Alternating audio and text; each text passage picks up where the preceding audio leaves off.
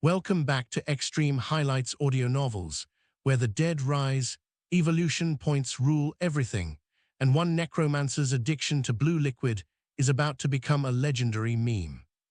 I'm your host, and today we're tearing through chapters 45 through 57 of Evolving My Undead Legion in a game-like world, where Michael transforms from a cautious newbie into a goblin genociding, evolution point grinding, source liquid chugging monster, and finally gets strong enough to challenge the gargle that's been taunting him since Volume 1. Chapter 45, Entering a Crack for the First Time. After the taxi dropped Michael off in front of Sun Park, he quickly asked for directions to the pharmacy where the Goblin World corrupted-type dimensional crack was located. Since he was in a rush, Michael didn't take the time to observe his surroundings and made his way to the designated pharmacy with haste. The pharmacy wasn't far from Sun Park, and with quick strides, Michael arrived in less than 5 minutes. Contrary to his expectations, the pharmacy looked exactly like an ordinary establishment, just slightly larger than usual. From the outside, Michael could see that there were no customers inside. Without hesitation, he pushed open the door and entered. Immediately, his eyes fell on an elderly man standing behind the counter. The man had gray hair, but his body exuded a youthful vitality rarely seen even in younger individuals. Suppressing the urge to use detect on the old man, Michael approached him to start a conversation. "Good morning," Michael greeted politely. His words revealed that he was still on time. It wasn't noon yet, at least not for another 5 minutes. The old man behind the counter smiled warmly and responded, "Good morning, boy. Is there anything you need?" "Yes, sir. The association sent me here." Michael got straight to the point, though he remained cautious not to reveal what association in case he was in the wrong place. Fortunately, it seemed he wasn't mistaken. "Oh, do you have the application paper with you?" the old man asked while retrieving a fingerprint scanner from underneath the counter. Seeing this, Michael was reassured that he had come to the right place. Wasting no time, he pulled the document the association's receptionist had given him out of his pocket. Though the paper looked a bit crumpled, it was still legible and neat. Michael hadn't been provided with anything to store it in, so he could only carry it as it was. Luckily, the old man made no comment about the paper's condition. Instead, he calmly read through its contents without issue. "Okay, place your right thumb here," the old man, who appeared to be in his late 50s, instructed, pointing at the scanner on the counter. The scanner looked similar to the one the receptionist had used when registering Michael on the day of his awakening. Perhaps this was the Federation's standard scanner, Michael thought as his mind briefly wandered. Shaking off his thoughts, Michael complied and placed his thumb on the scanner. 2 seconds later, it emitted a green light. "Good, your identity has been confirmed. Follow me," the old man said, returning the scanner to its original place before gesturing for Michael to come around the counter. Michael hurried to comply. They passed through rows of neatly arranged medicine shelves before arriving at a sturdy-looking door. The old man placed his palm on a panel to unlock it. Beyond this door was another, secured by a password that he entered quickly. Michael couldn't help but be impressed by the security measures, though he still felt they were a bit lacking, depending on the circumstances.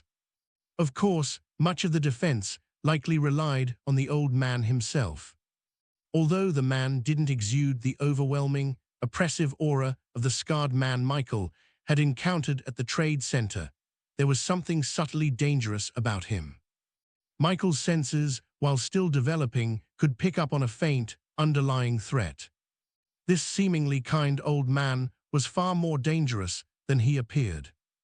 After the second sturdy metal door was unlocked, Michael finally stood before the entrance of a dimensional crack for the first time. True to its name, it resembled a tear in empty space. Within the jagged opening was a swirling mass of black, chaotic mana. Even without knowing it was a corrupted-type dimensional crack, Michael could tell at a glance that it wasn't anything good. The ominous feeling it gave made him sweat slightly. For a moment, he felt as though something might erupt from the crack at any second. Why didn't I feel anything outside? Is it because of the door? Michael wondered, but he quickly dismissed the thought. When he focused on the walls flanking the crack and the floor beneath his feet, he could faintly sense an intricate network of magic circles surrounding him. Though invisible to the naked eye, he could feel their presence, almost as if they were etched into the air itself. Is this the magic formation they mentioned in the forums? Michael's thoughts didn't have the chance to go much deeper before the old man beside him spoke, snapping him back to reality. Your information says you're an awakener, which should be obvious since you're entering a crack without carrying any kind of storage, the old man said. Michael could detect a slight trace of envy in his voice. Unlike the disdain he'd felt from the scarred man at the Association Trade Center yesterday, this reaction made sense to him. Being an awakener was, after all, an enviable status. Be mindful of your surroundings once you're inside, the old man continued. While it's unlikely that you'll land in a monster stronghold upon entry, there have been cases where it's happened. Stay alert. Michael was startled and opened his mouth to respond, but the old man cut him off.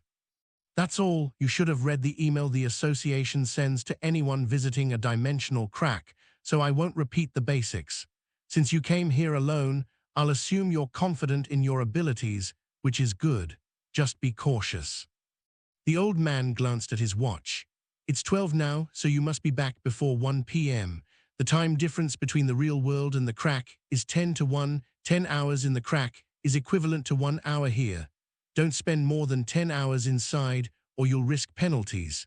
Once you're out, press the button behind the door and I'll open it for you. He gestured towards the crack impatiently.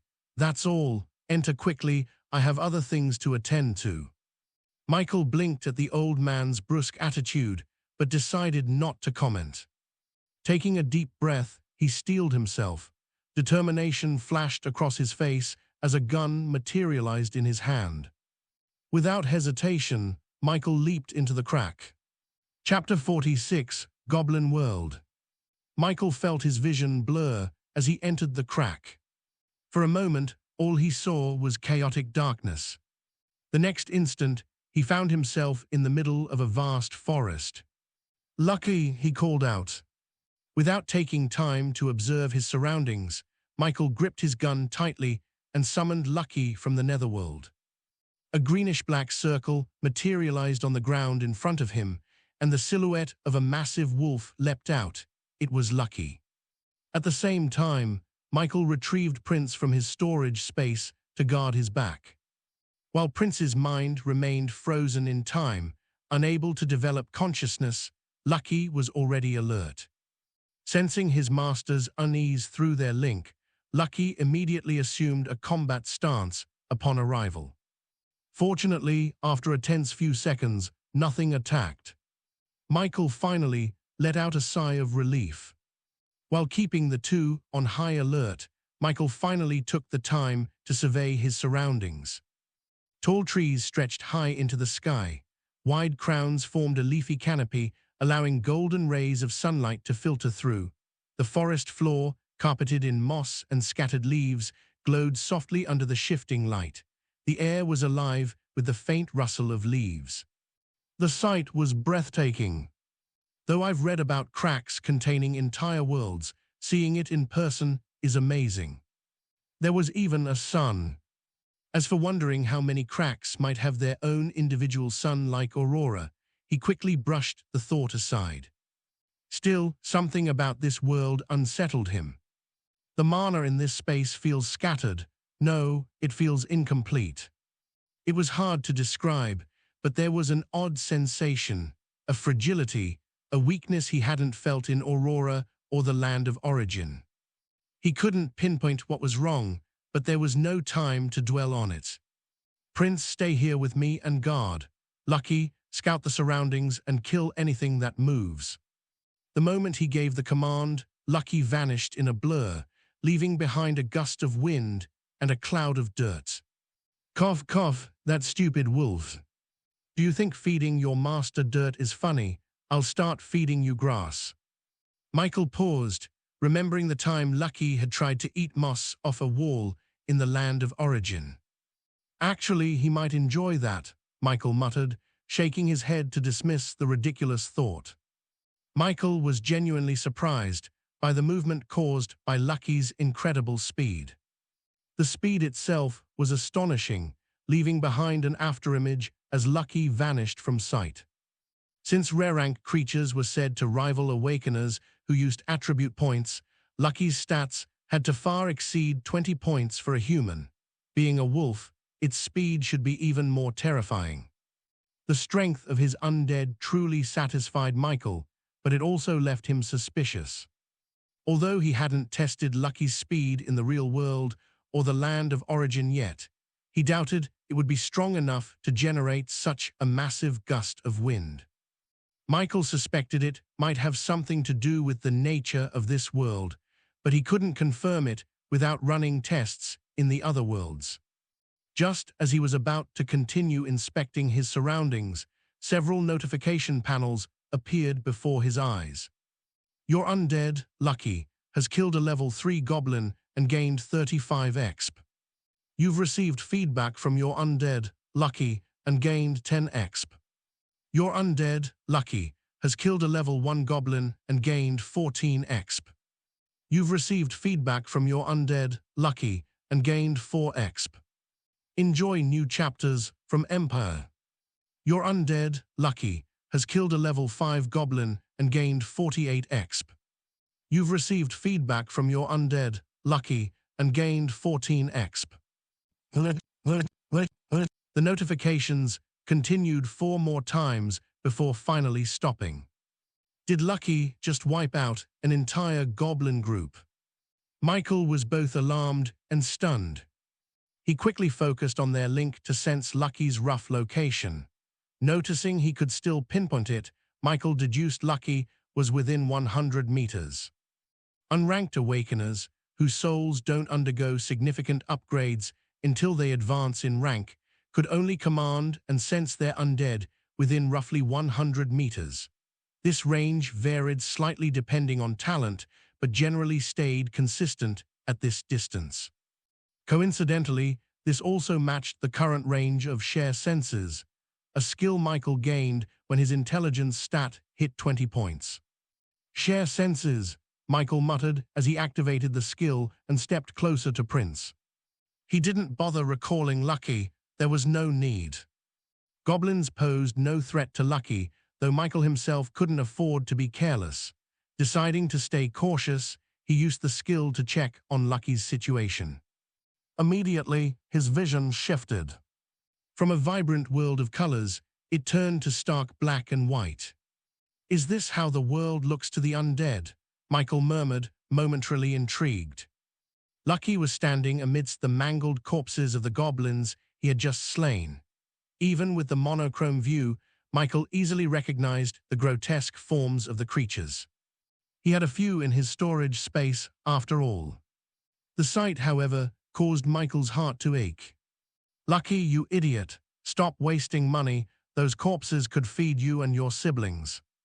Panicking, Michael sent a mental command for Lucky to stay put, fearing the wolf would kill more goblins and waste precious resources. As for feeding his undead, Michael wasn't exaggerating. While undead didn't need to eat and had infinite stamina, there were indeed substances they could digest that provided benefits or simply appealed to their preferences.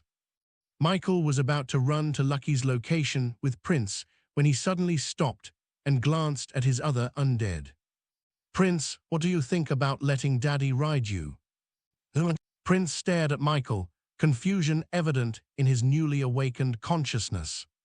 As Michael addressed his undead, he turned to check how many experience points he had left to level up. Status. Name, Michael Normans. Class, Necromancer Apprentice. Level 5. Exp 208, 800. Strength 6.1. Agility 11.1. Constitution 7.7. Intelligence 30.3. Attribute points 0.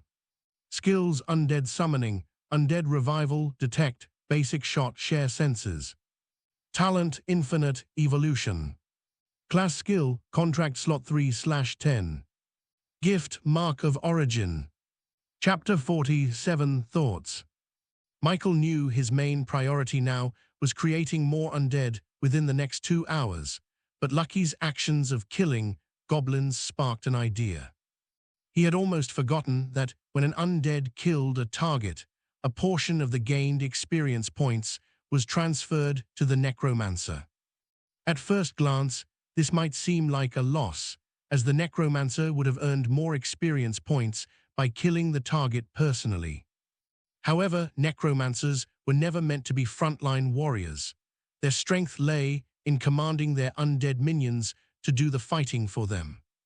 Moreover, the strength of an undead was directly tied to the strength of its master. Investing in the growth of his minions wasn't a waste, it was a strategic move. With his undead gaining experience and growing stronger, Michael could avoid putting himself in unnecessary danger while still gradually accumulating experience points to level up. This indirect approach to combat was the essence of a Necromancer's playstyle, and it suited Michael perfectly. As someone who was particularly cautious about his safety, especially in the real world, Michael found this method of fighting to be both efficient and reassuring. Should I just wait until I fill my contract slots, or have Lucky kill monsters for me while Prince guards me? Michael muttered to himself. However, he soon shook his head at the thought. If someone's going to guard me, I'd rather it be Lucky. Weird as it is, Lucky is far more flexible and should be able to protect me better than Prince, whose intelligence is still lacking. Prince, who stood loyally by his master's side, couldn't help but feel that his master was thinking poorly of him. No, his master must be thinking ill of him. Why else would he look at him with that faint expression of disdain? It's something to think about, Michael continued, oblivious to Prince's thoughts. But for now, having more undead is the priority. Anyway, I have 10 hours here, so I can always level up later, if there are enough goblins, that is. Still, I could try killing a few goblins myself to level up faster and unlock more undead slots. Evolution points are crucial. I don't see myself being strong enough to personally face that gargoyle anytime soon, but with enough evolution points, my undead might. Michael doubted evolving Lucky to a 3-star undead would make it rank up to rank 2. It might only gain a few levels at most. However, evolving it to an extraordinary rank might do the trick, though the evolution points required would be significant. It had been barely 3 days since his awakening, and while he hadn't gained much from the land of origin to obsess over it, the restriction on exploring still frustrated him. Yet, given the opportunity presented by the suspected ruins at his initial location, he didn't want to risk rushing in and dying before reaping any benefits. Aside from not wanting to lose potential rewards in the ruins, Michael was already at the point where the 10% permanent loss of all stats upon death felt painful, especially for his intelligence stat. With that, Michael stopped mulling over the issue and hopped onto Prince's back. Head in this direction, boy. Let's go meet that wastrel called your older brother. Black. For a brief moment, Prince wondered what his purpose in life was. The ride was incredibly short. It felt like only a second passed before Michael found himself standing in front of his first named undead, Lucky. It was thrilling nonetheless. The gust of wind from the run had almost thrown Michael off Prince's back. For some reason, Michael felt as though the action had been deliberate. However, thinking about how his undead only had love for him, Michael dismissed the thought. How could they not love him? After all, he was their evolution plug. Prince. Surprisingly, despite the blood splattered everywhere from the goblins Lucky had slain, Michael wasn't disgusted by the sight or smell. Perhaps it was because goblins had green blood. and their form, while humanoid, was so far removed from humans that it didn't bother him, aside from the initial disgust. However, it could also be that nothing could disgust him more than the acid slime from the land of origin. Experience new stories on Empire. The smell of those things was so vile, it could make even a fresh corpse gag in disgust. These are heavy losses, Michael muttered in pain, gazing at the mutilated remains of the goblins scattered around. He no longer blamed Lucky. He had, after all, ordered Lucky to kill whatever moved in the crack, but hadn't specified how. Lucky, while not acting in line with Michael's unspoken expectations, had followed the order to the letter. Whatever, this should still fetch something at the trade center, but it's better to have intact corpses like the ones I brought to maximize profits. Michael dismounted Prince and began gathering the goblins' corpses and scattered body parts, placing them into his storage space. Once done, he made his way to Lucky and hopped onto his back. "Sure enough, riding you feels more majestic," Michael said with a pleased smile. Lucky's taller, more imposing appearance compared to Prince satisfied his vanity. "Prince, degrees, Japanese letter degrees." "Let's move, the smell might attract more goblins," Michael ordered. Within moments, he and his undead left the area, searching for a more secluded spot. Killing monsters and gaining experience was great, but collecting evolution points, that was the real priority. Michael had his goals straight. Unfortunately, all Michael found was an endless expanse of forest and more goblins along the way, which Prince attended to with ease. This time, the method of killing was straightforward. A swipe of Prince's tail sent the goblins sprawling, and Michael finished them off with his gun, earning a steady stream of experience points. Afterward, Prince carefully lifted the goblin corpses with his mouth so Michael could place them into his storage space. Michael hadn't bothered to restock his limited bullets, knowing they would soon become useless. He had originally brought them for self-protection as part of his preparation for entering the land of origin. However, with Prince and Lucky by his side, his reliance on them had diminished and would only continue to do so. For now, though, the few rounds he had left were sufficient. Lucky also joined the fight, utilizing his racial skill, plant control, instead. It was Michael's first time seeing the skill in action, and it proved highly effective. The skill's binding effect was exceptional, preventing many of the goblins from escaping. Unfortunately, Lucky wasn't fully accustomed to the ability yet. If he were, he could have trapped the entire goblin group from the start, leaving Michael free to finish them all with his gun, using basic shot. As time ticked away, Michael grew frustrated and decided to start creating undead on the spot. He reasoned that if a goblin interrupted his skill, the worst outcome would be some mana loss. Also, he reflected on his earlier hesitation. He realized he had been overly cautious. Before any goblin could even reach him, they would likely be dead.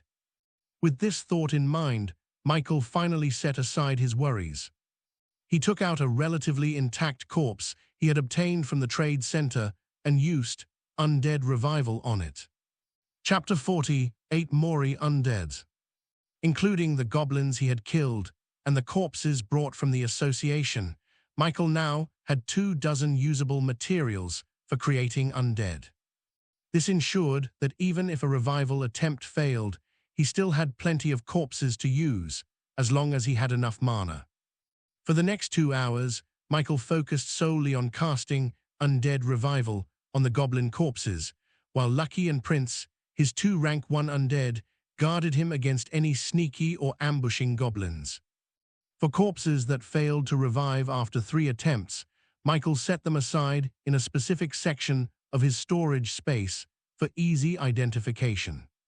He planned to sell these failed corpses to the association, ensuring they knew they could no longer be used for revival. This way, he could avoid any penalties because of accusations of fraud. The price would be dirt cheap though, but extra money nevertheless. As for the undead he successfully revived, Michael kept them close, adding them to the defensive formation alongside Lucky and Prince. In the end, just as there were 3 minutes left before he received his daily evolution points, Michael finally managed to fill his remaining 7 open contract slots, going through a total of 15 monster corpses. Although he had hoped for a better outcome, this wasn't bad. Out of 15 attempts, he succeeded in reviving 7 undead. Essentially, he succeeded once every 2 tries. Michael was satisfied with the result. If his last attempt hadn't succeeded, he would have been left with only 6 undead due to his now depleted mana. For that, he was grateful. As the final 3 minutes ticked down to 10 seconds, Michael sat on the ground amidst his undead, waiting patiently.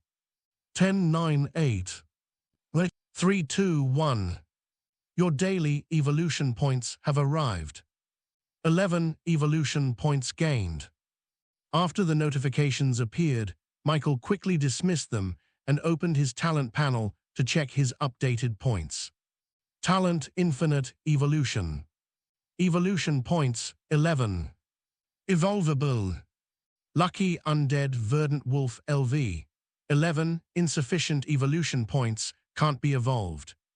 Prince Undead Verdant Wolf LV. 11 insufficient evolution points, can't be evolved. Undead Forest Wolf LV. 5 sufficient evolution points, can be evolved. Undead Goblin LV. 5 sufficient evolution points, can be evolved. Undead Goblin LV. 5 sufficient evolution points, can be evolved. Undead Goblin LV. 4 sufficient evolution points, can be evolved. There were 10 undead listed in total. As expected, the number of contract undead he had at the time of his daily evolution points refresh determined how many points he would receive. Michael was pleased to have his evolution points replenished again. This method of gaining points was far superior to relying on spirit crystals.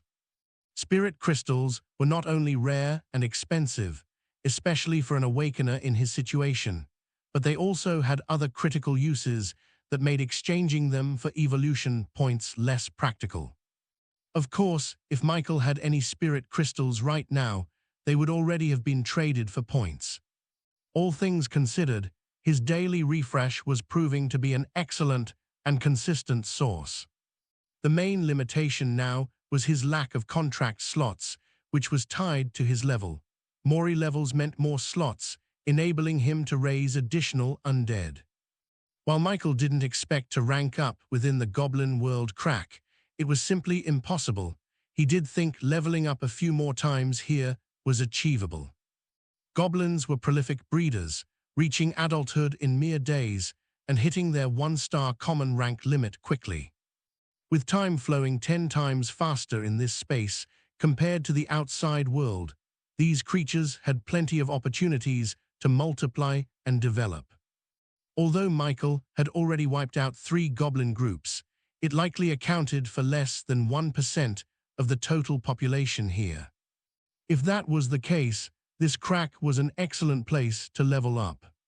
Continue reading on Empires. Though Michael was excited about his newly refreshed evolution points and tempted to evolve his new undead race to see its rare rank look, he decided to hold off for now. He planned to follow the same approach as the previous day, evolve his undead in the land of origin while resting his original body back at home. Now that he had evolution points, there was no need to rush. It was more efficient to spend his time in the crack leveling up, aiming to increase his level by at least 1. This would free up more contract slots, allowing him to summon additional undead and generate even more evolution points tomorrow. Michael had already noticed that even with 11 evolution points, it wasn't enough to increase Lucky's or Prince's potential. This made acquiring more points an urgent priority. While evolving his main force was essential, neglecting his other undead wasn't an option either. Ultimately, it all came back to one critical goal: more evolution points.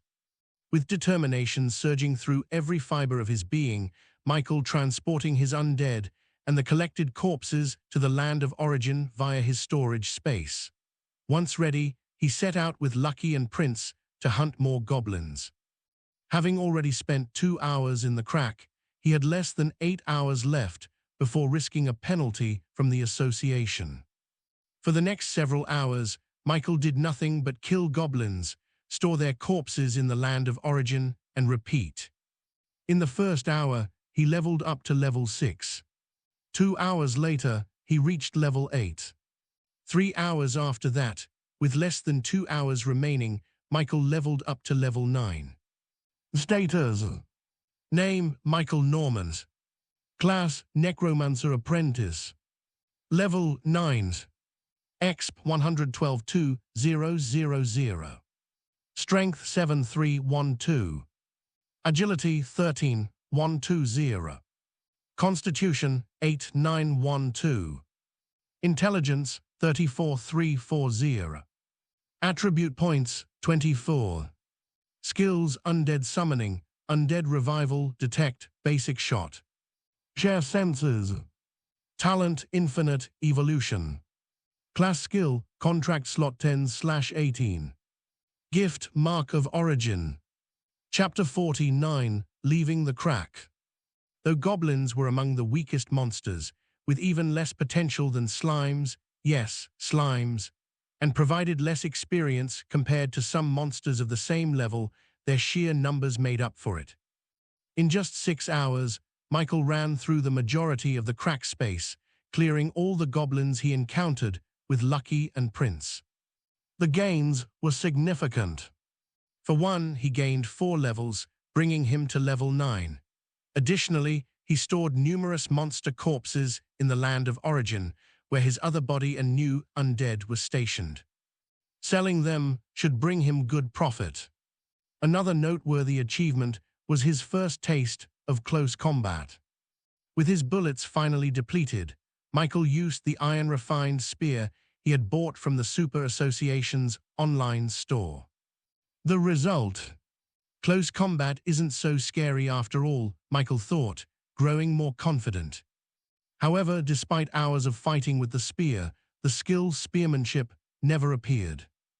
On bone of his aimless stroll through the forum, Michael learned that weapons could have their own skills to guide mastery levels. It made sense, since weapon-related classes also had class skill. For example, a swordsman's swordsmanship skill would start at intermediate mastery, which could instantly turn a novice into a veteran. Even after failing to gain a spear-related skill, Michael wasn't discouraged. While he didn't plan to change his combat style, having the skill would boost his personal strength. He resolved to dedicate more time to spear training when possible. If weapon-related skills existed, it was likely that veteran awakeners from decades ago, regardless of their class, had mastered weapon skills, giving them an undeniable edge. Perhaps even a tailor could secretly be a sword expert.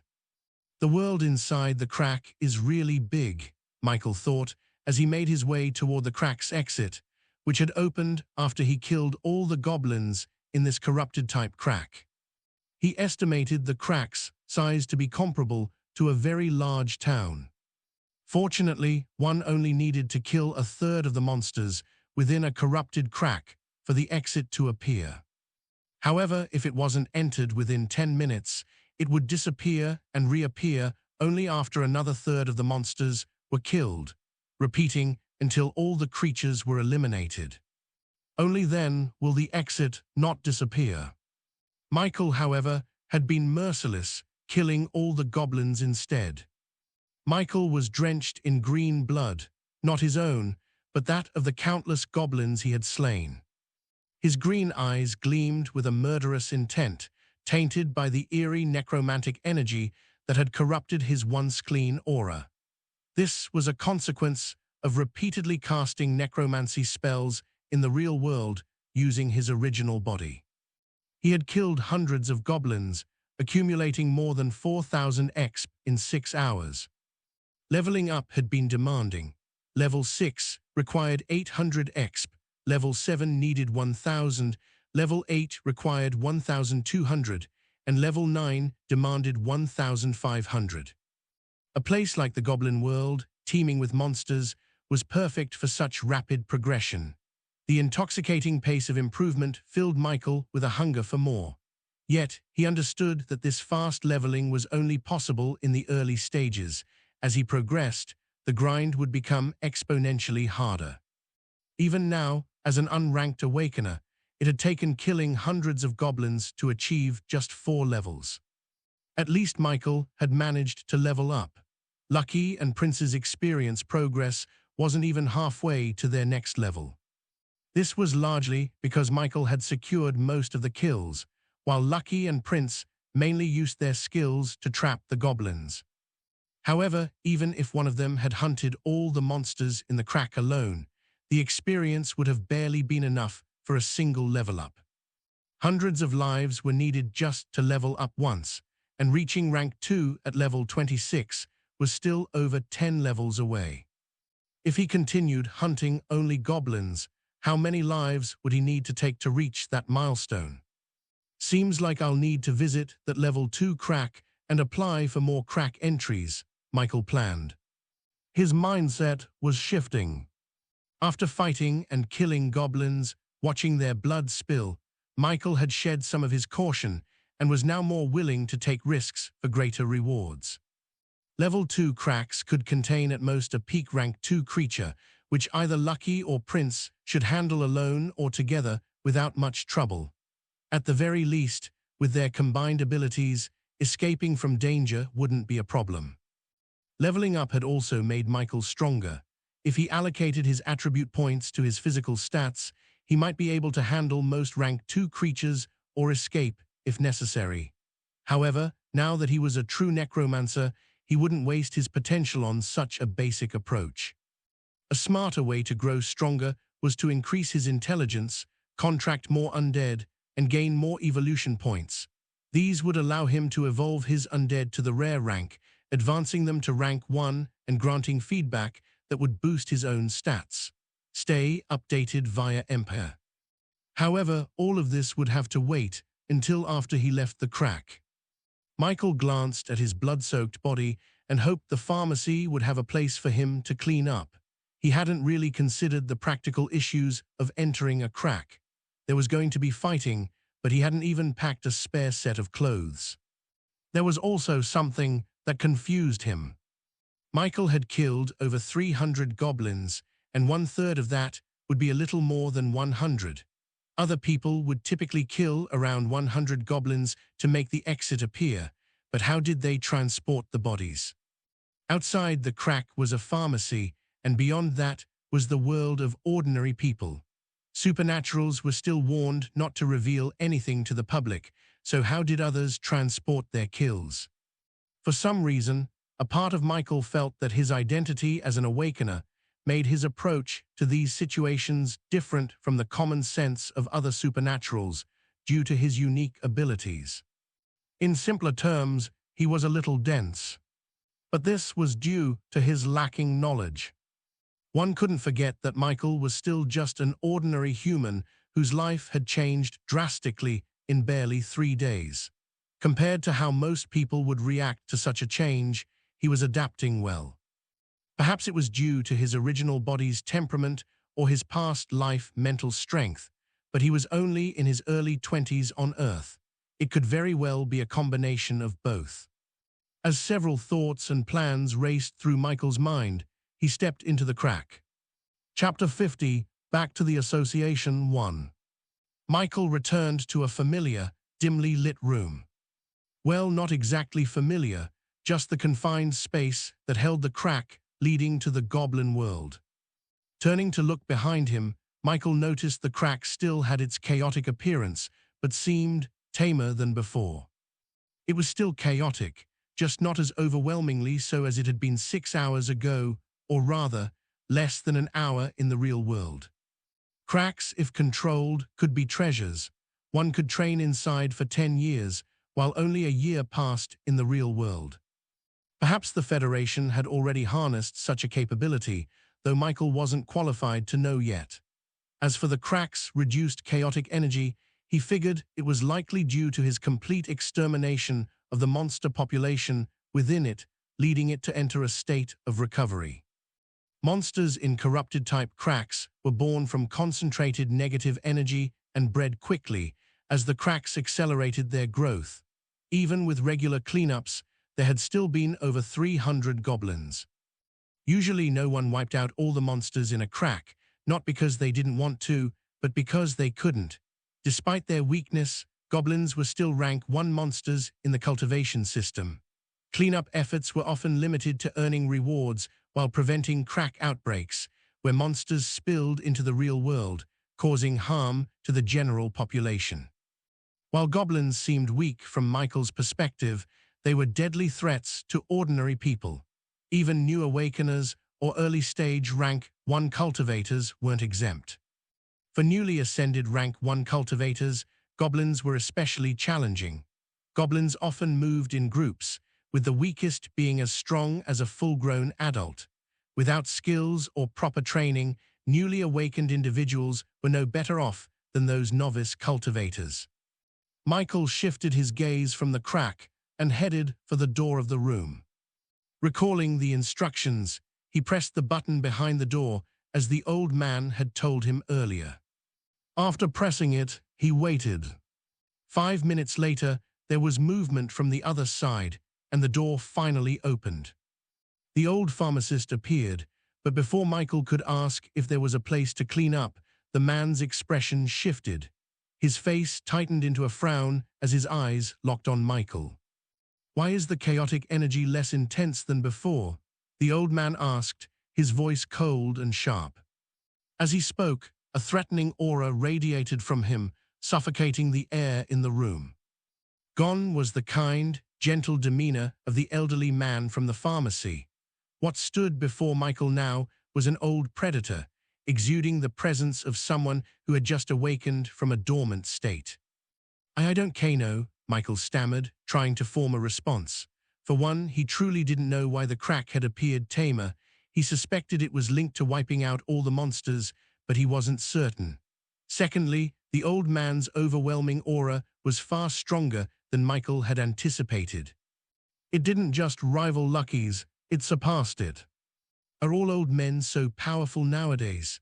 Michael thought, the image of the scarred old man from the land of origin flashing across his mind. He was just about to steady himself and share his suspicions when the suffocating aura suddenly vanished, replaced by the old man's warm and kind smile. "Oh, did you kill all the monsters in the crack, boy?" the old man asked, a hint of surprise in his voice. "Yes," Michael replied. "Ah, no wonder it's less intense now. The crack is probably trying to recover by creating new Barbies," the old man chuckled lightly. How does his face change so fast? Michael thought, feeling slightly unnerved. "Don't be annoyed by my earlier reaction," the old man said apologetically.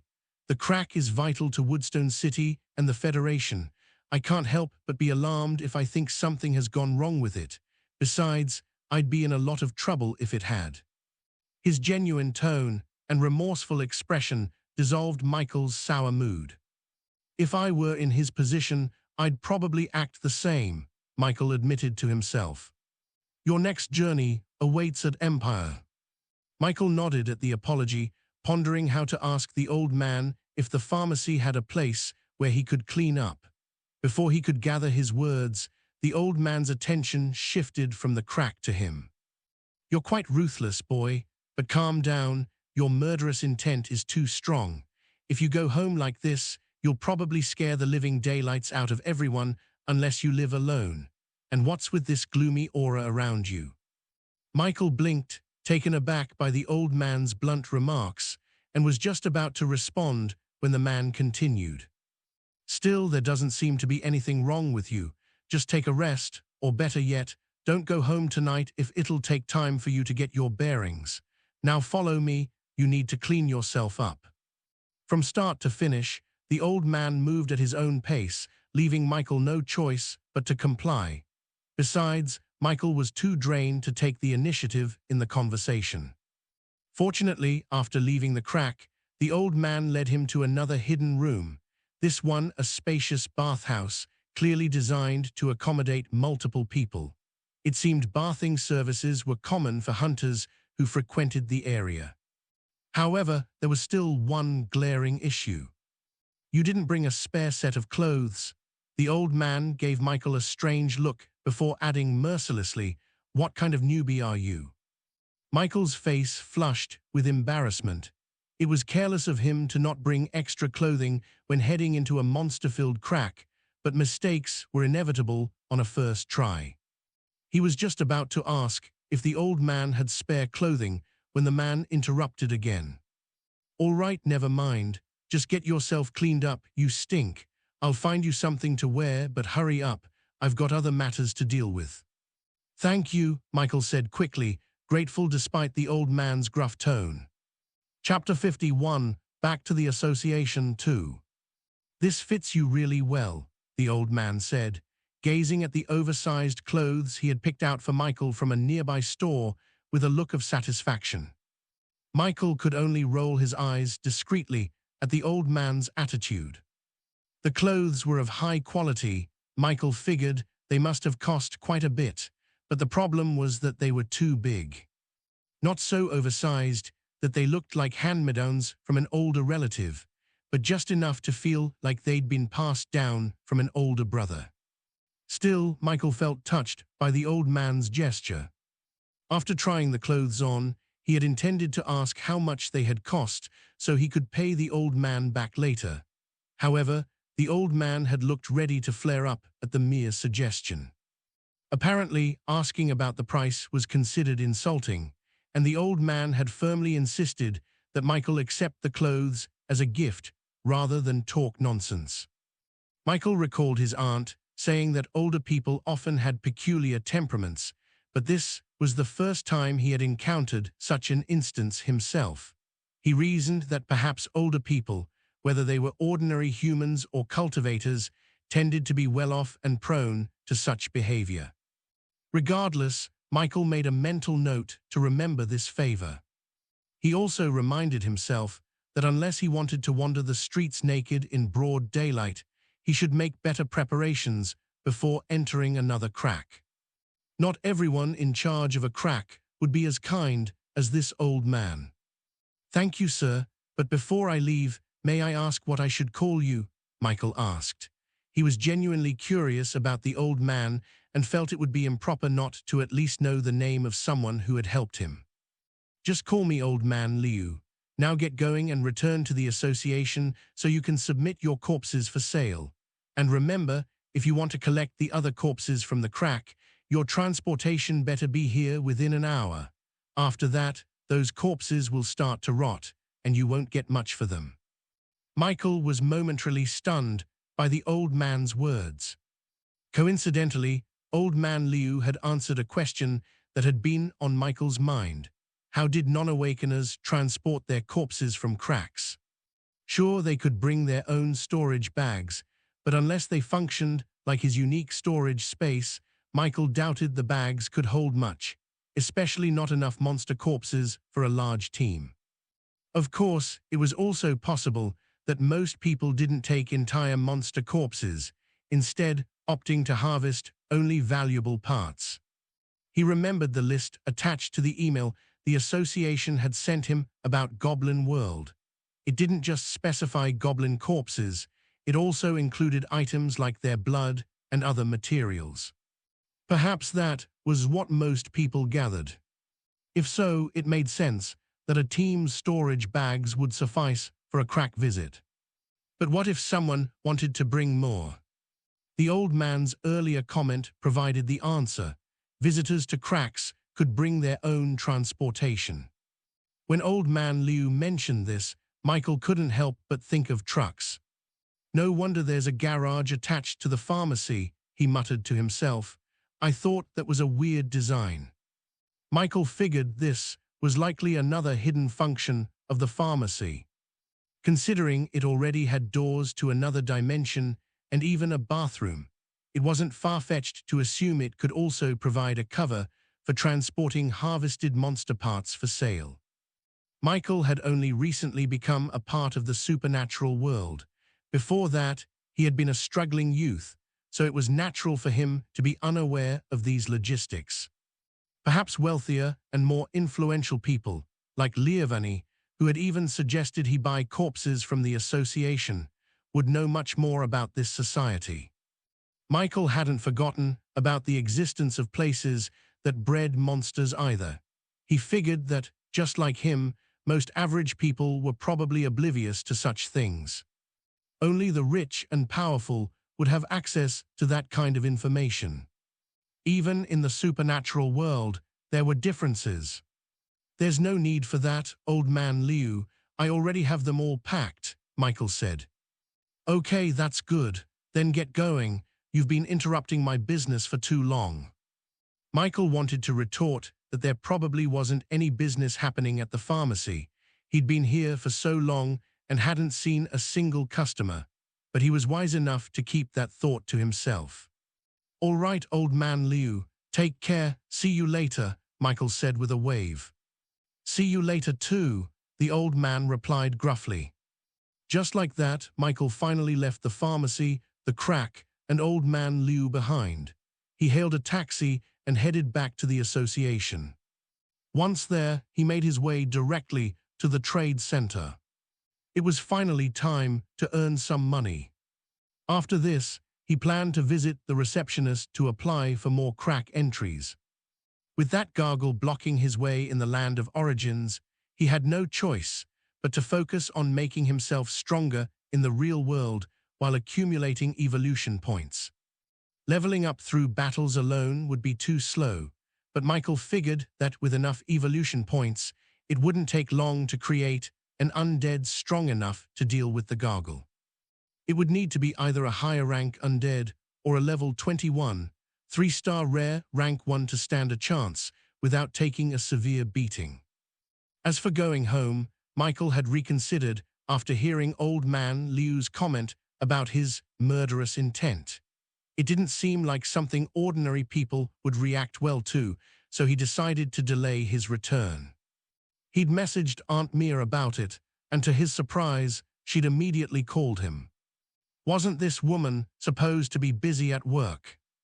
After he'd vaguely explained that he had some business to take care of, Aunt Mia hadn't flared up as he'd expected.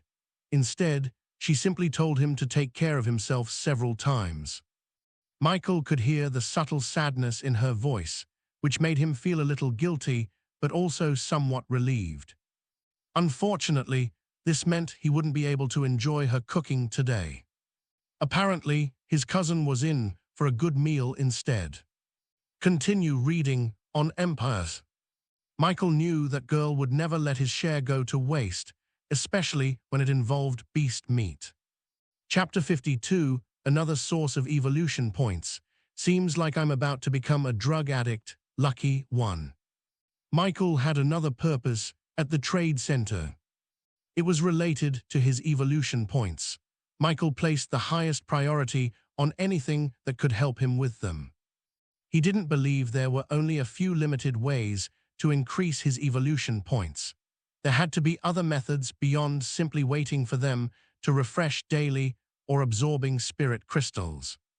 Michael's theory about his evolution points was that they were generated from the overflow of soul energy absorbed by his talent from him and his undead. This gave him a potential direction to explore. If he could find items that could recover or enhance soul energy, would his evolution points also increase? Whatever the case, it had to be more cost-effective than relying on spirit crystals. Not only did it need to be cheaper, but it also had to be efficient enough to make the investment worthwhile. Soon, Michael arrived at the trade center, where a slight surprise awaited him. The person he encountered wasn't the man he had seen an hour ago, but the scarred man from yesterday. Michael couldn't deny that the man intimidated him a little. "Good afternoon," Michael greeted as he approached. "Good afternoon, what do you want?" the scarred man replied curtly. There was no recognition in his tone or demeanor, which made the atmosphere feel even more strained as he got straight to business. "I'm here to sell monster corpses and buy some items as well. The corpses are quite a lot," Michael explained. "I see," the man muttered with a slight look of interest before asking, What type of monster? Goblins, Michael replied, watching as the faint interest in the scarred man's eyes instantly vanished. But then Michael added, I have about 300 corpses here. You what? For the first time since they'd met, a different expression appeared on the man's face. Michael felt a flicker of satisfaction. Finally, he had cracked the stoic demeanor of the scarred man. It made him feel like his near-genocide of goblins in their world was worth it, not just for the income, but for this reaction as well. However, he quickly shook his head. Why do I care about changing this guy's expression? Michael didn't have time to reflect further, as the scarred man recovered from his shock and finally spoke. Did you hunt them yourself? The scarred man asked. For some reason, Michael noticed that his tone seemed less cold. Yes, I went to the goblin world corrupted crack today and kind of wiped them out, Michael replied hesitantly. As he spoke, a sudden thought crossed his mind. Maybe I was a bit too murderous. No, they were just exp and money. Killing them isn't a sin, Michael told himself firmly. Yeah, I'm not the problem here. Oddly enough, the scarred man seemed to follow a similar train of thought. He even let out a short laugh, startling Michael. Haha, that's great. This is how our Federation's youths should be, domineering. Michael got the distinct impression that if he had been standing closer, the man might have given him a pat on the shoulder. Thankfully, after making his statement, the scarred man switched back to business mode. This time, though, he seemed a bit kinder. Follow me, we need to check the quality of the corpses and determine the price. Yes. Though Michael found the scarred man's accommodating behavior a bit unfamiliar, he quickly adapted. They walked side by side, bypassing any doors this time, until they reached a staircase leading to a well-lit underground space. The area was surprisingly spacious. Or rather, the Supers Association branch itself was massive. If this was just a branch, Michael couldn't help but wonder how enormous the headquarters would be. Under the scarred man's supervision, Michael began summoning the goblin corpses he and his undead had killed. The process took some time, especially since he had to transfer the corpses from the land of origin to the real world via his mark of origin, a process involving multiple steps. By the time the scarred man finished appraising the corpses, nearly 2 hours had passed. The results, however, left Michael thrilled. $100,000. Michael felt overwhelmed with emotion. $100,000. The past him wouldn't have imagined earning this much in a day. Even the current him hadn't expected goblins to fetch such a sum. This was thanks to Michael's deliberate strategy of delivering intact corpses. The large quantity he sold, each goblin corpse averaging at least $300, had added up quickly. Had they been significantly stronger, like at the peak of their potential, the amount might have been a little higher. Most of the goblins didn't even surpass level 4. I can see you killed these monsters with some sort of spear-like weapon, the scarred man said, but even the one-hit kills show your inexperience. Since you've got money now, I suggest buying a spear technique manual and a decent weapon to go with it. Of course, this is just advice. Thank you, Michael replied earnestly, surprised at how much the man could deduce just by examining the corpses. As he suspected, this scarred man was most likely an expert. As for the suggestion, Michael decided to give it a try. Training with a manual seemed far better than fumbling around without guidance. He might even unlock the spearmanship skill. The scarred man wasn't finished yet. Also, while it's good to push yourself, you need to control your emotions. If not, you risk losing yourself to the madness of killing, or worse, turning demonic. Look at yourself now, don't you feel better? Michael paused, stunned. Though the man hadn't said it outright, he was likely referring to the murderous intent that Old Man Liu had mentioned earlier. He focused inwardly, just as the scarred man suggested, and noticed something. Explore stories on Empire. His thoughts felt calmer, clearer. It was hard to describe, but his mind felt more peaceful than it had hours ago. Is it because my murderous intent is subsiding? Michael wondered. Still, he thanked the scarred man. For some reason, two people had gone out of their way to help him today, and Michael was genuinely grateful. What he didn't realize was that their goodwill stemmed from him, too. Chapter 53, another source of evolution points. Seems like I'm about to become a drug addict, lucky too. Okay, let's head back. Someone will come and take care of the corpses, the scarred man said to Michael as he approached a wheel-like controller on the wall and turned it. Instantly, the space grew colder. The room had already been cold, which was why no smell emanated from the corpses, but now the temperature plunged further. Michael guessed it was as cold as the storage room he'd been led to before, a temperature perfect for preserving bodies. After adjusting the cooler, the scarred man led Michael out of the room. They moved quickly, making their way to the front of the trade center. All right, what do you want?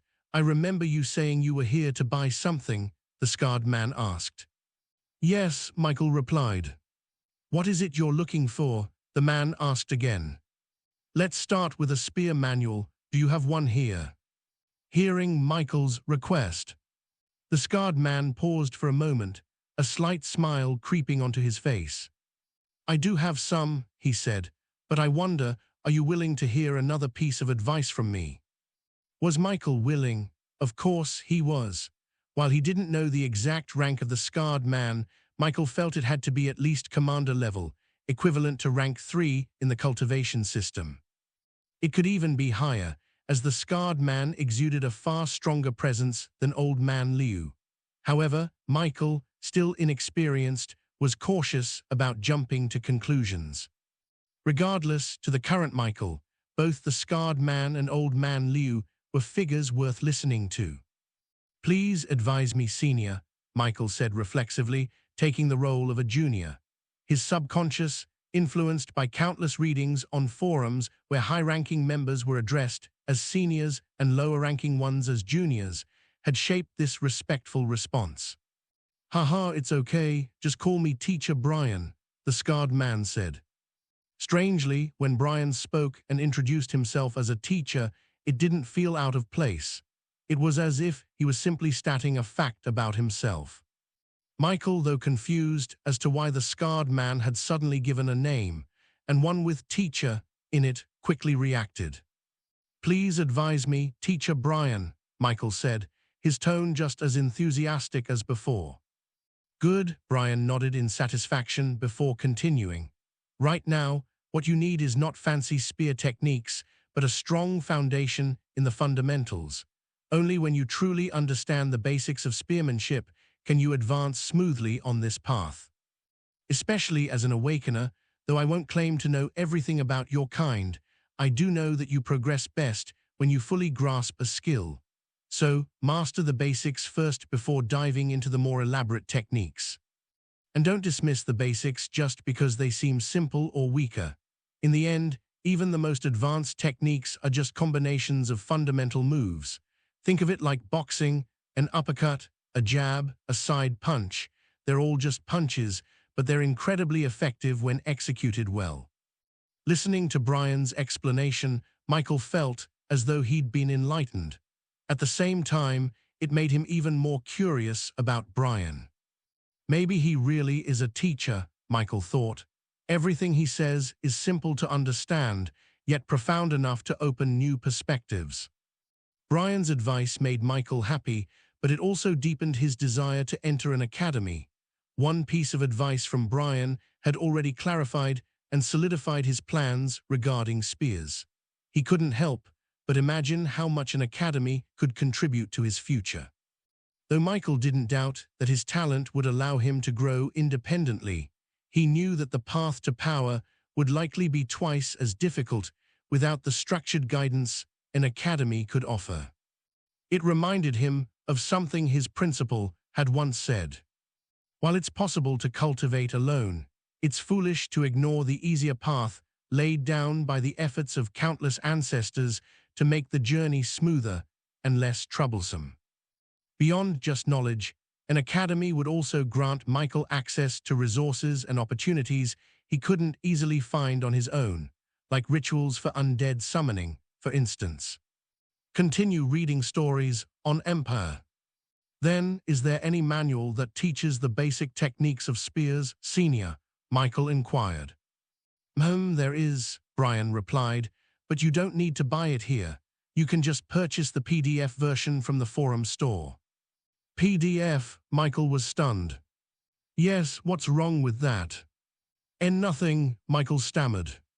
To be honest, Michael had expected manuals like this to only exist in physical form, but a virtual version. Where was the respect for martial arts? The solemnity? Did none of that matter anymore? Had technology advanced so much that it had completely ignored tradition and feelings? As a flood of nonsensical thoughts ran through his head, Michael composed himself and spoke again.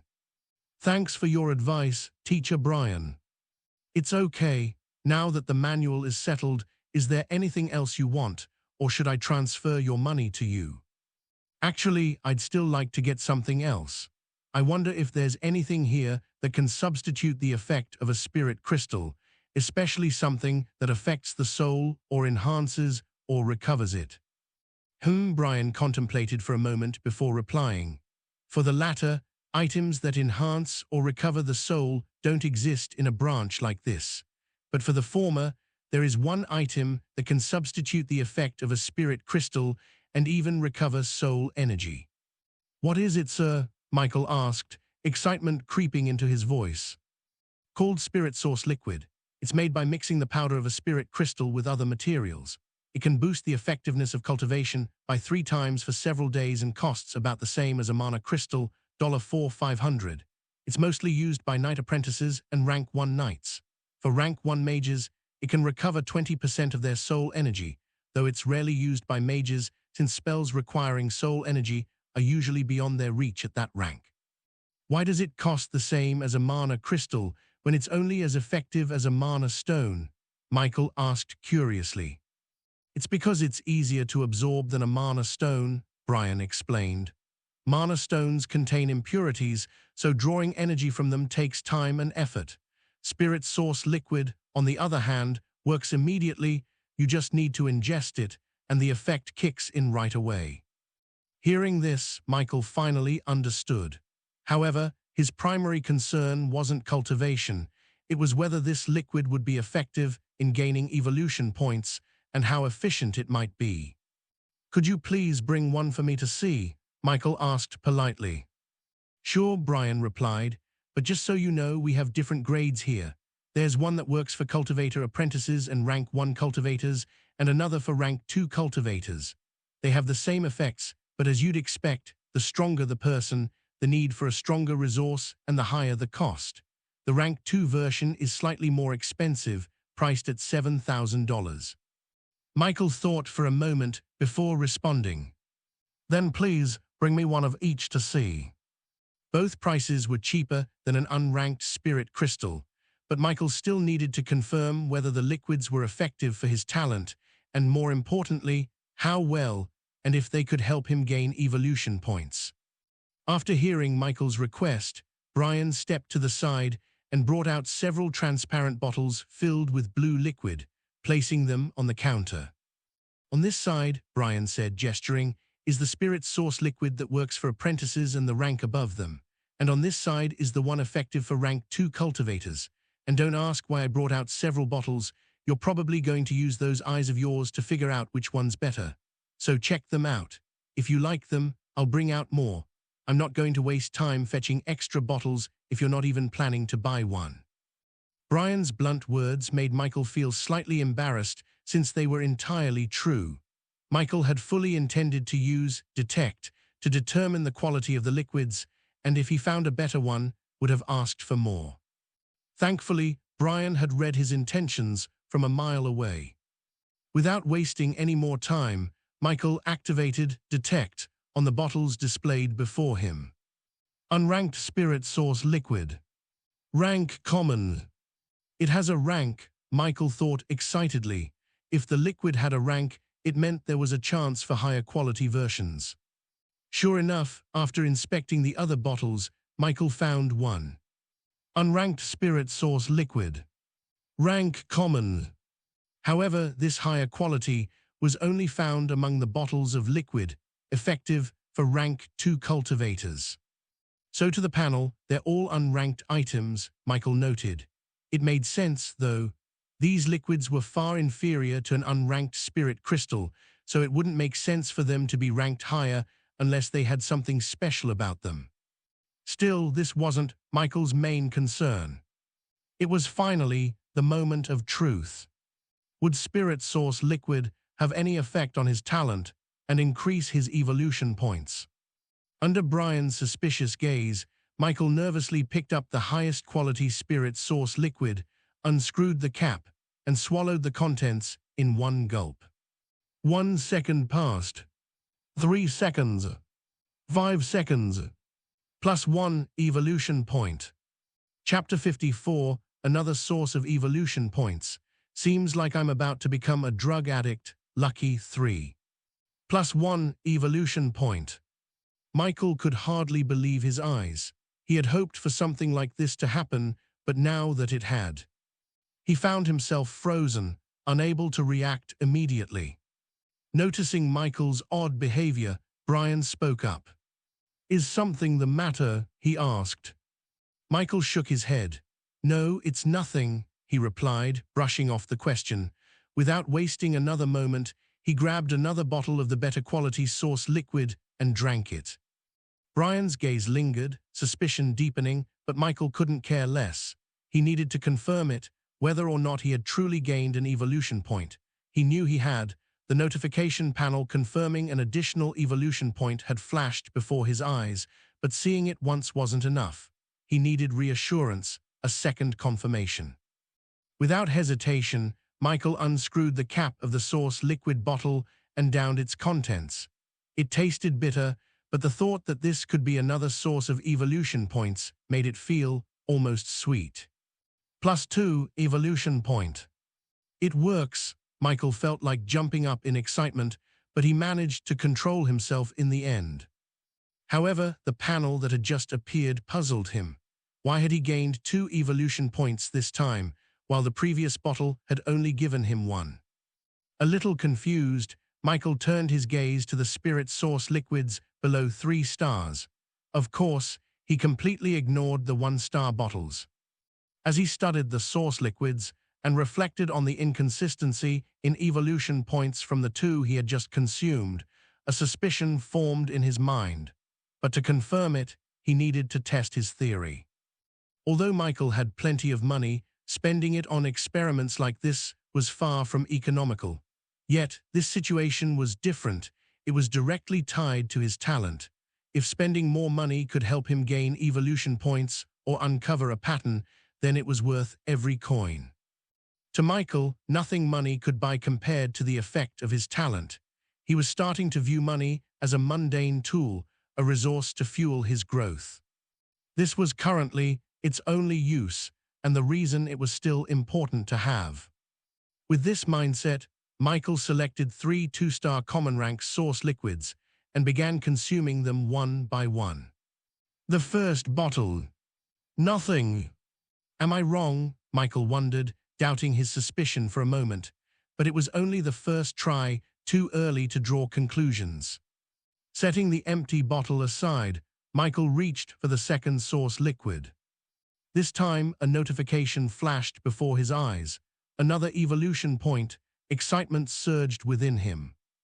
Unfortunately, the third bottle yielded nothing, leaving Michael with mixed emotions. However, his current experience made him believe his suspicion a little. Even within the same star rating, there are differences, Michael thought, and it made sense. For the 2-star source liquids, the ones that gave him nothing were likely inferior, barely meeting the 2-star threshold.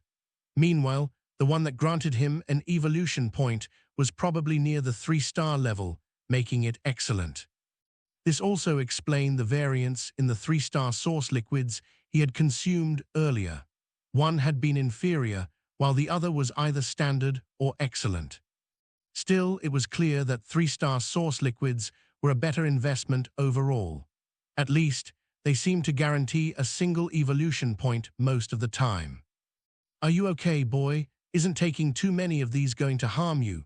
Brian's voice broke through Michael's thoughts, pulling him back to the present. "No, nothing like that, Teacher Brian.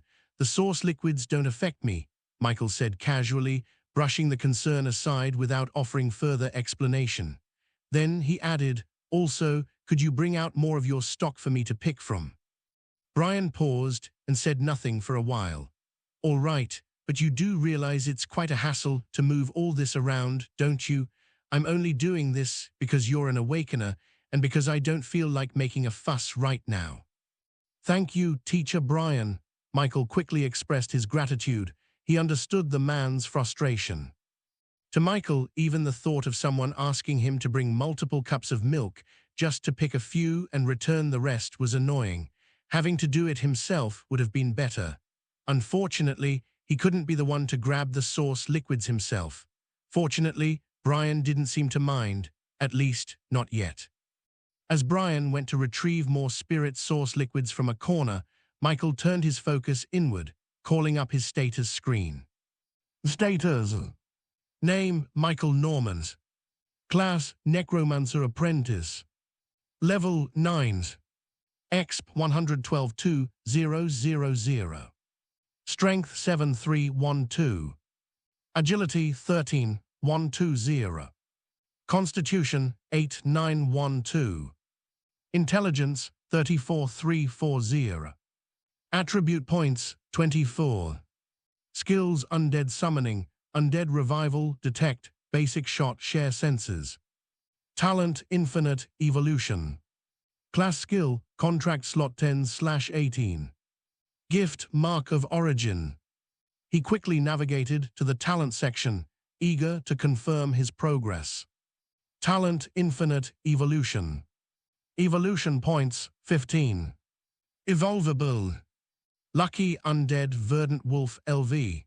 11. Insufficient evolution points, can't be evolved. Prince Undead Verdant Wolf LV. 11. Insufficient evolution points, can't be evolved. Undead Forest Wolf LV.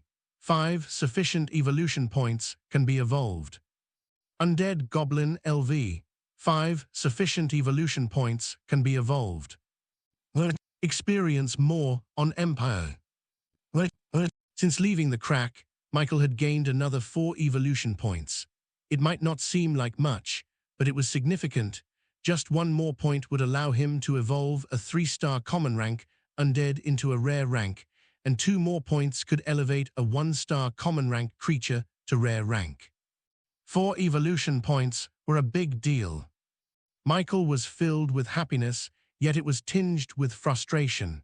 The issue wasn't that he was reluctant to spend money now, it was that he didn't have enough. "I still need to hunt more." Michael clenched his fists in determination, a glint of murderous intent flashing in his eyes. Anyway, Michael had already decided to apply for more crack entries after this. He couldn't help but sigh as his list of tasks continued to grow. Evolving his undead, boosting their strength and his own to finally explore the land of origin, entering dimensional cracks to earn money, which was now essential for acquiring evolution points to further enhance his power. It all felt overwhelming, but Michael knew he had to tackle every single task. Lucky, oh Lucky, you guys better work harder so your dad can buy more drugs." Chapter 55, More Evolution Points, Evolving Lucky Again, 1. Michael earned a total of $100,000 from selling the goblin corpses to the association. In truth, the actual amount was a few $100s less, but Brian had rounded it up to an even $100,000 for him. To this, Michael didn't feel particularly appreciative. A single goblin corpse sold for $1,000, so in reality, Michael had given the association at least twice the value of the amount he received. As such, Brian's gesture didn't mean much to him. When Brian returned, the two of them began the process of selecting spirit source liquids. Fortunately, Michael managed to secure 10 more evolution points just as Brian's patience wore thin, and he was ready to send him off. The purchases included 5 bottles he used earlier, costing $24,000 in total, 3 bottles at $3,500 each, and 2 at $7,000 each. Additionally, Michael spent $70,000 on 10 more bottles. By the time he was done, of the $100,000 he had earned today, only a little over $6,000 remained. Just like that, Michael went from being a rich youth to a near pauper. Worse still, from the way things were going, he doubted this pattern would change anytime soon. If anything, he suspected he'd only get poorer in the future. Another thing was that Michael didn't sell all the corpses he had on hand. He kept 15 of them to attempt reviving later. After saying his goodbyes to Brian, who responded with barely more civility than before, Michael made his way to the receptionist. She greeted him with a teasing smile. Following a brief discussion, Michael booked the next 2 days for a grueling schedule of entering and exiting dimensional cracks. Though he would have to spend much of this time working with other teams, making money and gaining experience points was important. As for the toll of his murderous intent, Michael admitted to himself that he wanted nothing more than to take a break, to stop killing, and to stay still for a while. But the reality of his situation didn't allow for that luxury. Dimensional cracks were his only way to progress now. Between the pressing issue of the land of origin and his lack of qualifications to enter an Awakeners academy, Michael simply couldn't afford to take things slow. All he could do was hope for the best, move with the flow, and pray that everything would turn out fine in the end. After wrapping up his business with the association, Michael made his way out of the building. This time he didn't hail a taxi, as he wasn't planning to head home. Instead, he turned his attention to finding a hotel nearby. It took a while, and by the time Michael finally booked a room, nearly an hour had passed since he'd left the association. The delay was partly because he wasn't just looking for a hotel close to the association, but one that also promised comfort. After a long day of killing, the last thing he wanted was to deal with 2 loud dogs making noise next door. He feared he might lose control and do something crazy.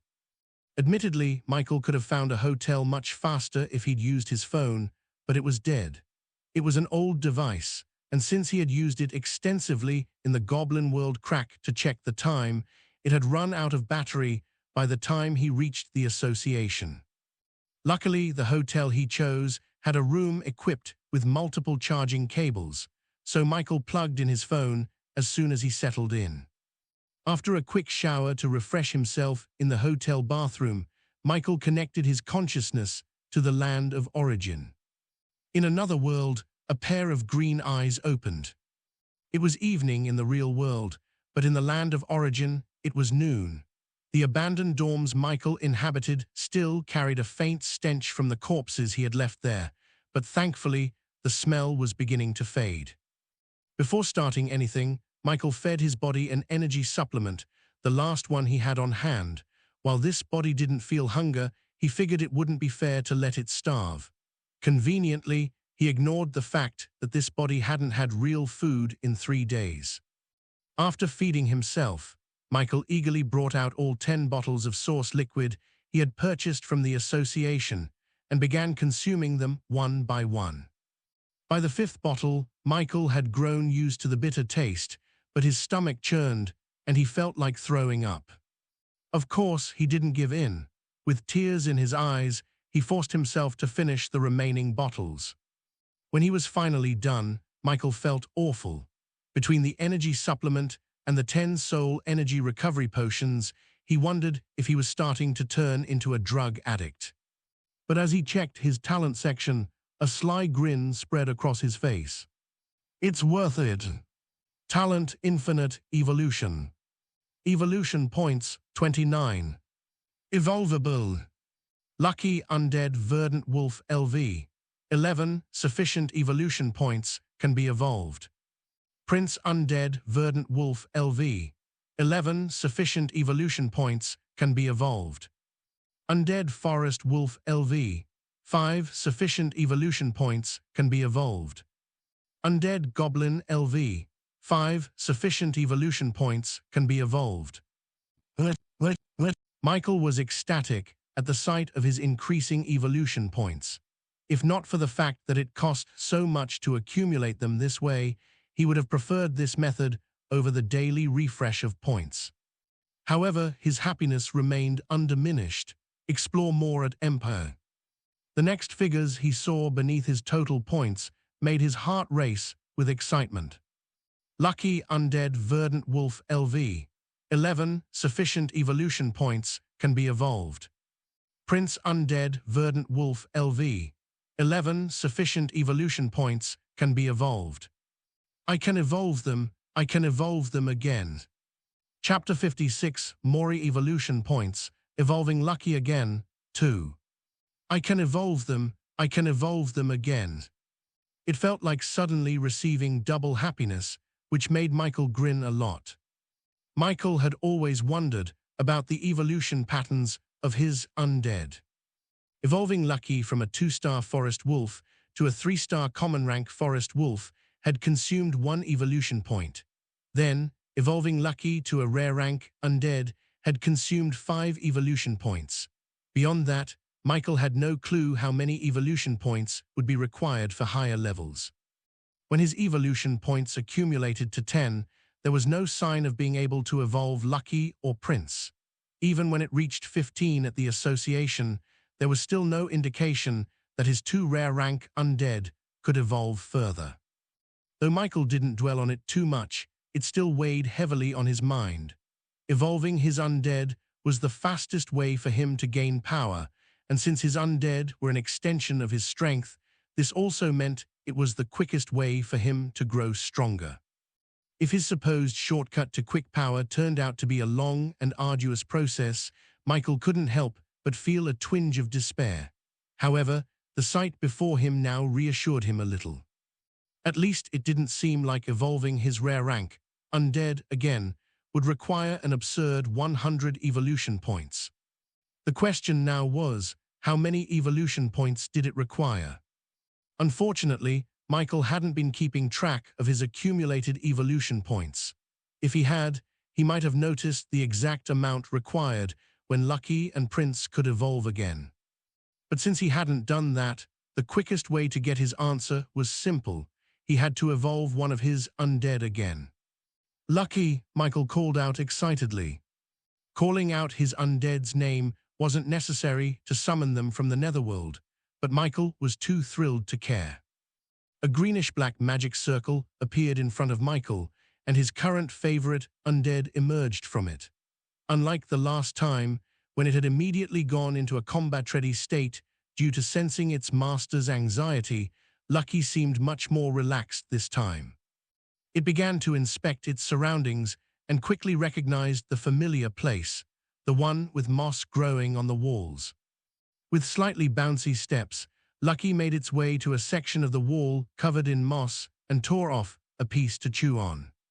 A second later, it spat the moss out in confusion.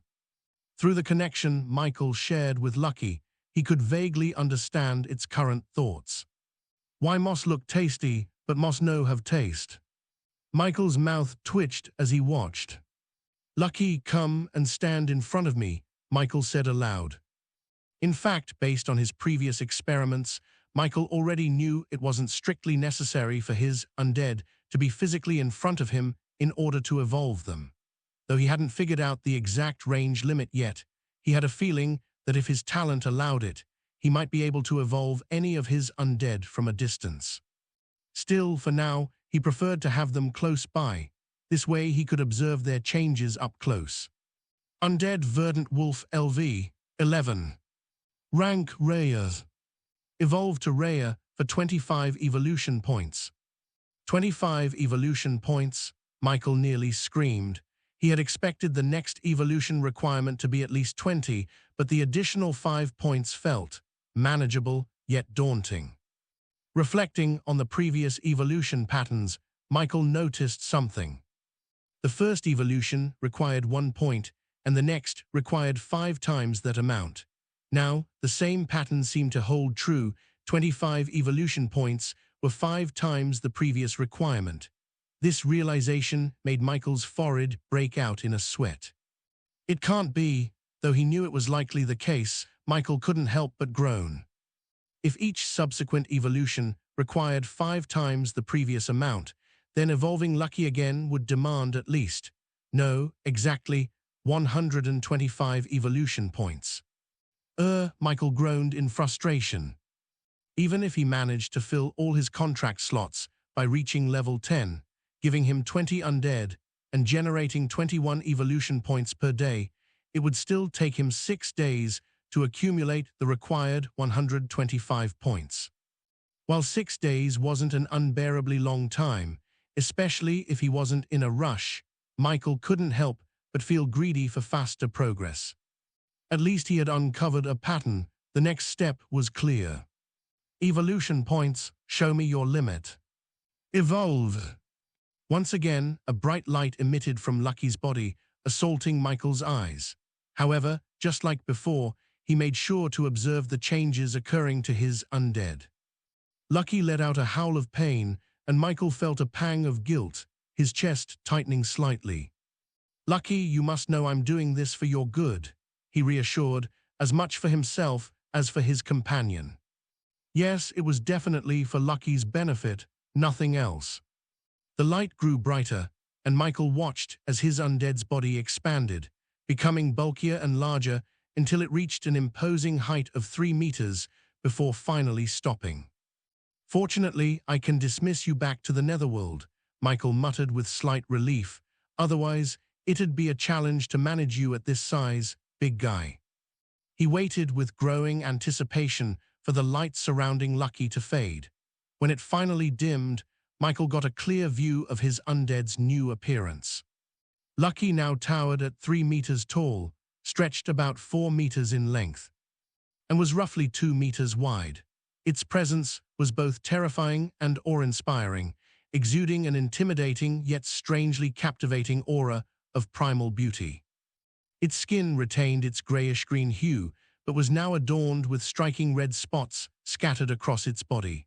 Around its neck, a mane of brown vine-like growths with crimson-tipped ends had sprouted, giving it an even more feral and majestic appearance. Above all else, Lucky radiated a dangerous aura that sent chills down Michael's spine, though it also filled him with pride and excitement. This aura stay connected through empire. Even Michael couldn't tell exactly how strong his undead had become. It was already powerful before, but now it felt overwhelmingly so. Before he could pull up Lucky's profile to check its updated stats, several panels of information materialized in front of him. Your rare undead verdant wolf has evolved to rare undead redthorn wolf. Your undead redthorn wolf has gained the skill poison. Your undead redthorn wolf, plant control, skill has advanced to intermediate mastery. Michael saw the new rank of his undead, and the grin on his face widened further. Spending 25 evolution points had not only increased Lucky's star rating, but also elevated it to 3 stars. Michael had always suspected that evolution didn't simply increase a star rating, but instead progressed the undead to the start of a new rank, reaching the upper limit of that rank before advancing further. However, he couldn't jump to conclusions just yet, not until he tested it by evolving one of the 1-star common goblin undead he had. What caught Michael off guard, though, was the new skill Lucky had gained.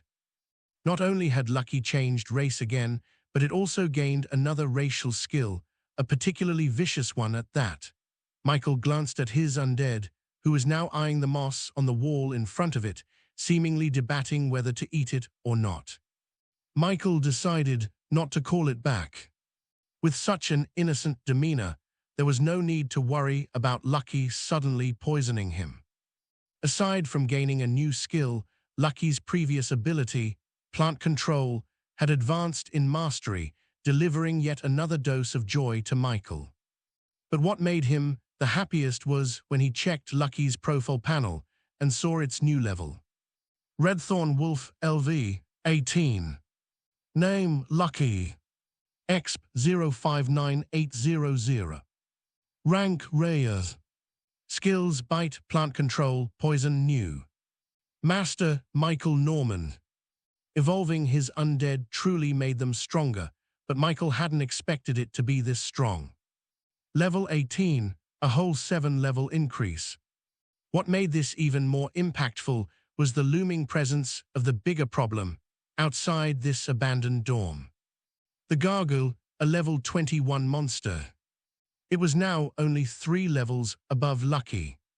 Michael couldn't help but think, was there a chance, a good enough chance, that he could take the initiative to attack now? Plant Control, Intermediate Mastery, Proficiency, 14.2%.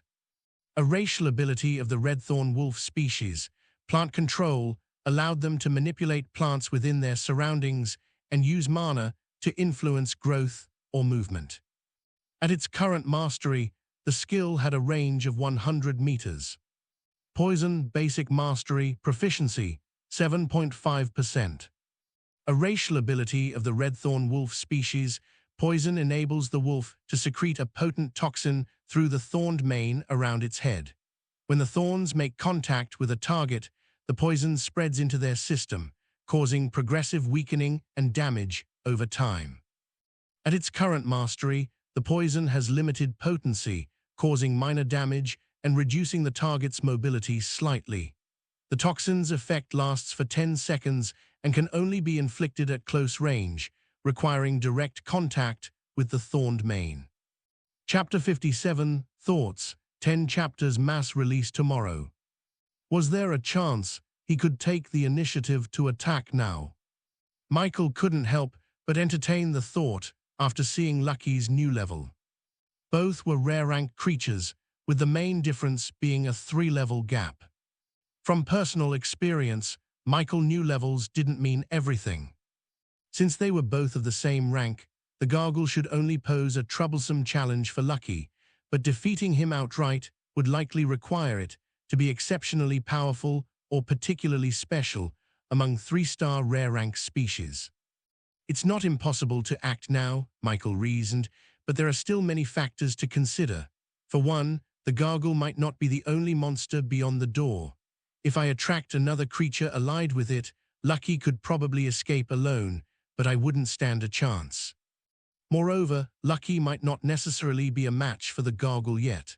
Taking the initiative would mean sacrificing the time I need to prepare, and right now, preparation is my biggest advantage. Just to be safe, I should have at least 2 more undead as powerful as Lucky. That way, victory would be far more achievable, and we'd have backup for any surprises. Michael thought it over carefully and ultimately decided to wait. The risks were still too great, and dying without claiming a single reward from these ruins after so many days of effort was an outcome he would regret for years. It was better to play it safe and wait a little longer, at most 3 more days. In that time, by selling corpses to earn money for more source liquids, he might even be able to evolve more than 2 undead to Lucky's current level. In a way, Michael felt a twinge of jealousy toward his undead. Their ability to grow stronger so quickly through evolution was enviable.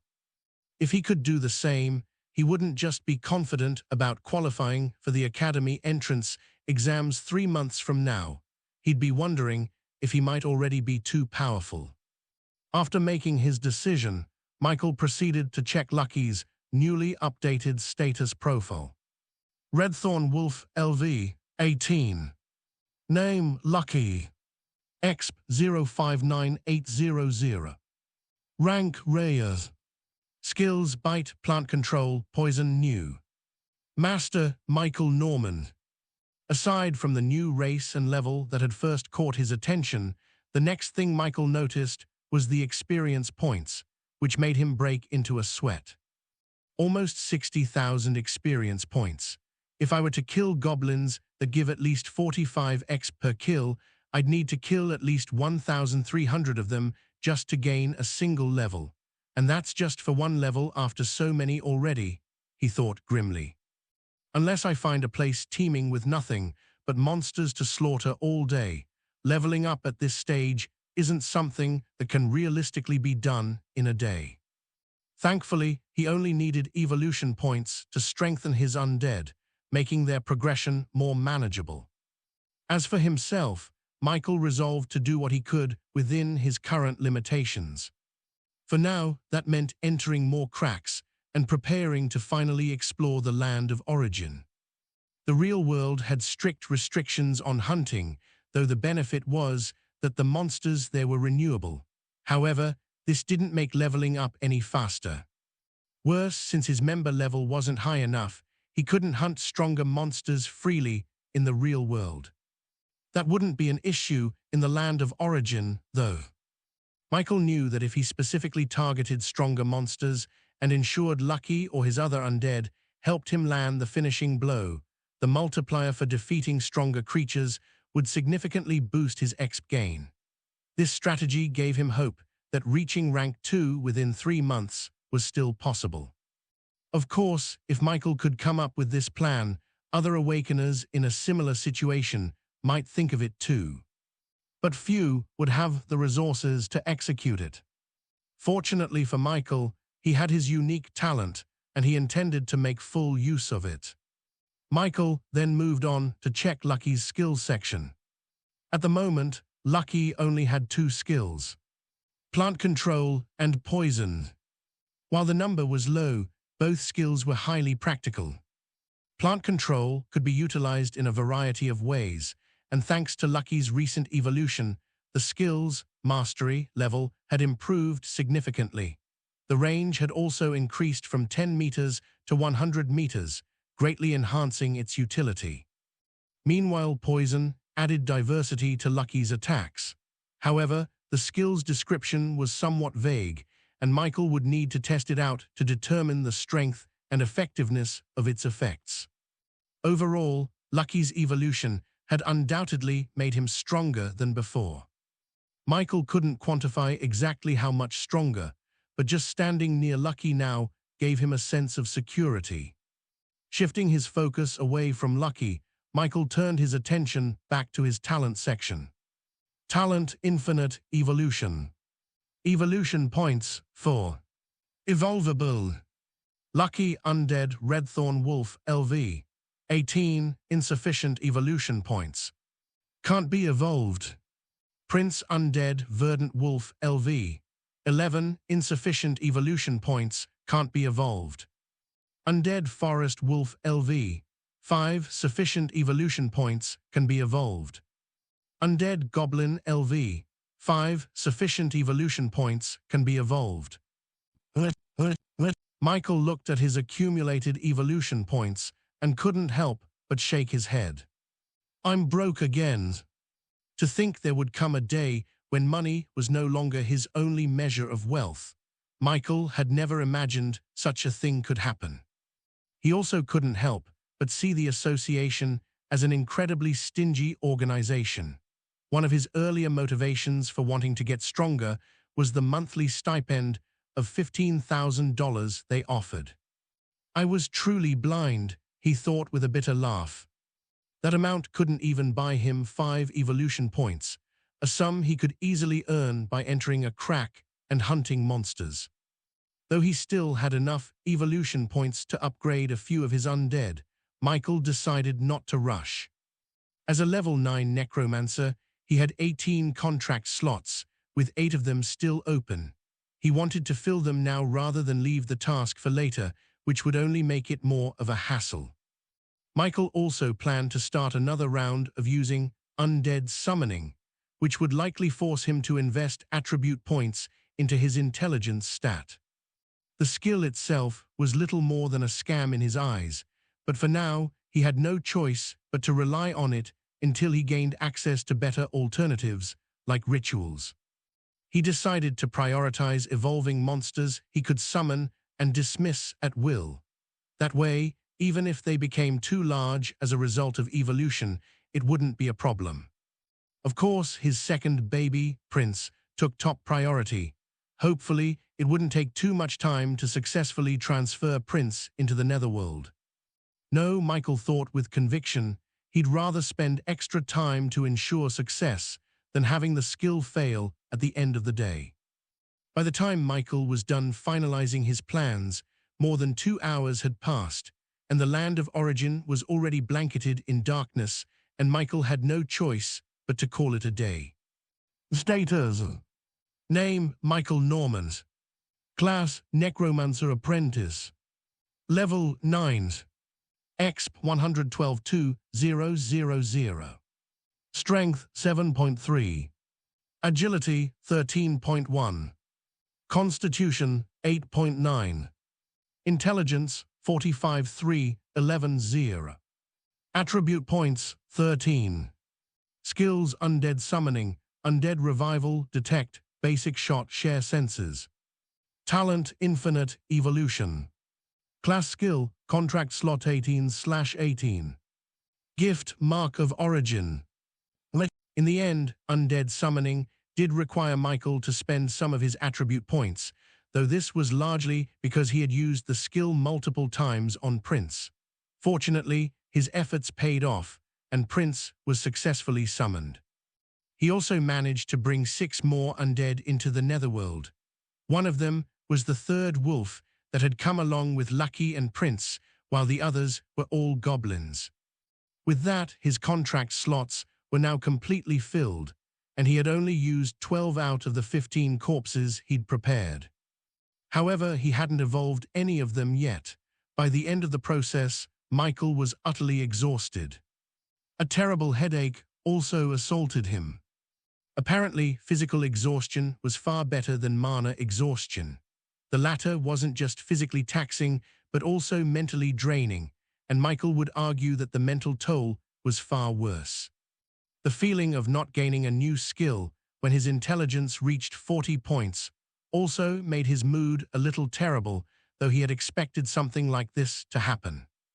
After returning to the real world, Michael didn't even bother to fight the sleep that tugged at his eyes.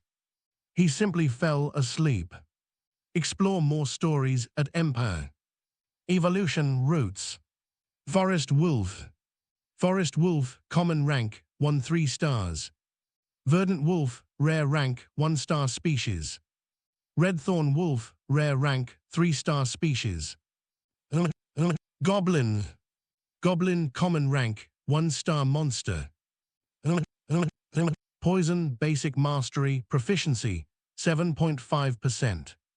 A racial ability of the Redthorn Wolf species, poison enables the wolf to secrete a potent toxin through the thorned mane around its head.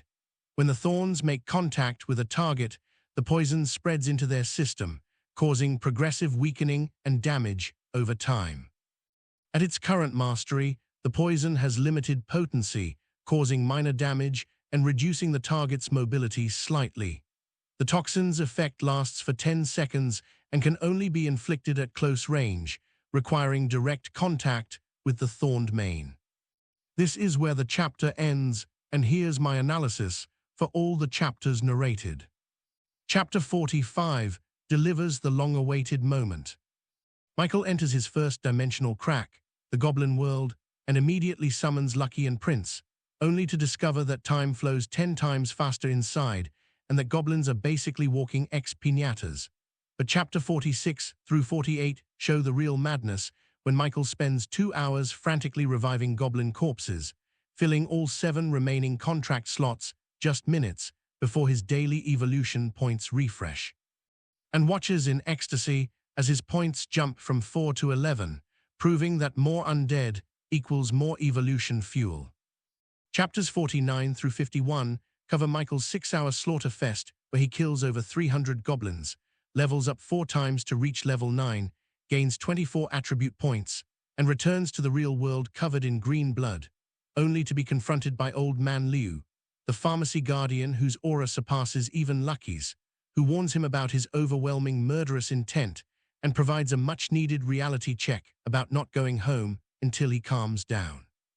Chapters 52 through 54 deliver the game-changing discovery when Michael returns to the trade center and meets Teacher Brian, the scarred man who's actually a hidden mentor figure, and through a series of experiments with spirit source liquid, a cheaper alternative to spirit crystals. Michael confirms that consuming these potions grants evolution points, leading to the iconic moment where he chugs bottle after bottle under Brian's suspicious gaze. Muttering, "Seems like I'm about to become a drug addict," lucky, as his evolution points climb from 15 to 29, and he realizes money has become nothing but fuel for his real power. Chapters 55 through 57 deliver the cliffhanger that changes everything. With 29 evolution points, Michael finally evolves Lucky again, spending 25 points to transform the rare Verdant Wolf into a rare Redthorn Wolf that jumps from level 11 to level 18, gains the devastating poison skill, and now stands only 3 levels below the level 21 Gargle blocking his path. And as Michael stares at his 3-meter-tall, main-thorned, poison-secreting monster, the question burns: is it finally time to attack? With 8 contract slots filled, evolution points trickling in daily, and a newfound addiction to source liquids that turn money into power, Michael stands on the precipice of his first real boss fight. But will caution win, or will the lure of those ruins prove too strong? That's it for today's Extreme Highlights breakdown. Smash that like button, subscribe to Extreme Highlights audio novels, hit the notification bell, drop your novel requests in the comments, and remember, in a world where evolution points cost $7,000 a bottle, being a drug addict has never been so strategic. Stay extreme, stay tuned, and keep leveling up.